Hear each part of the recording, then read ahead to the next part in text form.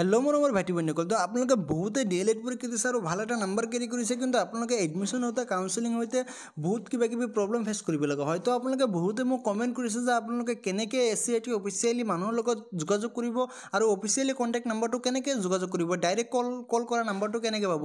তাৰ কাৰণে আপোনালোকে কি কৰিব, মোবাইলত থকা যিকোনো এটা ৱেবছাইটত আপোনালোকে চাৰ্চ কৰিব SCERT বুলি চাৰ্চ কৰিব। চাৰ্চ কৰাৰ পিছত চাওক ওপৰত লিখা আছে SCERT, ইয়াত আপোনালোকে ক্লিক কৰি দিব।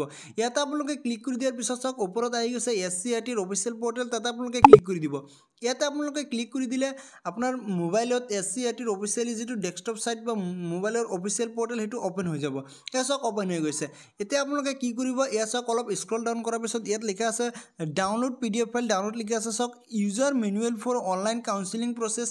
অনলাইন কাউন্সেলিং প্ৰচেছ হওক বা যিকোনো আপোনাৰ এডমিশ্যন হওঁতে যিকোনো প্ৰব্লেম ফেচ কৰিছে আপোনালোকে, সেই প্ৰব্লেম ফেচ কৰাৰ এটাই সমাধান আছে। তো আপোনালোকে কি কৰিব, যদি অফিচিয়েলি মানুহৰ লগত কণ্টেক্ট কৰিব বিচাৰে তো আপোনালোকে ডাউনলোডত ক্লিক কৰি দিব। ডাউনলোডত ক্লিক কৰি দিলে ইয়াত মেনুৱেলৰ সকলো প্ৰচেছ দিয়া আছে, কেনেকৈ কাউন্সেলিং কৰিব পাৰি, কেনেকৈ কি কৰিব পাৰি, কেনেকৈ এডমিশ্যন হ'ব পাৰি, চব বস্তু ইয়াত দিয়া আছে। তো আপোনালোকে অলপ স্ক্ৰল ডাউন কৰিব, এনেকৈ স্ক্ৰল ডাউন কৰি পিনে ইয়াত চাওক লিখা আছে যিকোনো ইনকুৱাৰীৰ বাবে আপোনালোকে SCERT অফিচিয়েল মানুহৰ লগত যোগাযোগ কৰিব পাৰিব। ইয়াত ধুনীয়াকৈ লিখা আছে। তো আপুনি এই চাওক 9864468532 এইটো নম্বৰত আপোনালোকে কণ্টেক্ট কৰিব পাৰিব আৰু আপোনাৰ যিকোনো সমস্যা সমাধান কৰিব পাৰিব। তো ধন্যবাদ, জয় আই হোম।